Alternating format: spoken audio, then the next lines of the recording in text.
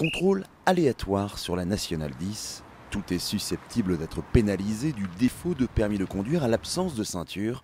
Et puis, il y a l'état de la voiture. L'immobilisation, ça va vous permettre en fait d'aller jusqu'au prochain centre de contrôle technique. Vous aurez 7 jours pour passer la visite technique. Mais les principales cibles restent la vitesse et l'alcool. Dans les Yvelines, ce sont chaque jour 6 conducteurs qui sont contrôlés positifs. On poursuit bien sûr, mais on ne fait pas que des poursuites devant le tribunal correctionnel.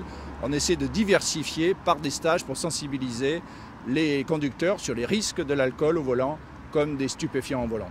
Quant aux conducteurs un peu trop pressés, ils vont devoir se méfier de ces 2 voitures banalisées. Sur la première, le radar est caché sous la plaque d'immatriculation.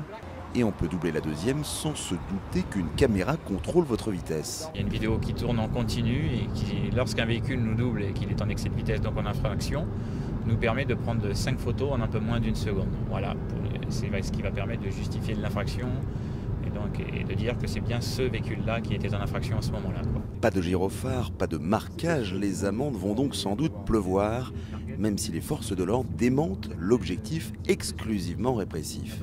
Que les gens sachent qu'il existe ce type de véhicule, ça peut avoir un effet sur leur comportement sur la route et si ça peut les aider à lever le pied notamment, là le côté préventif est tout à fait présent.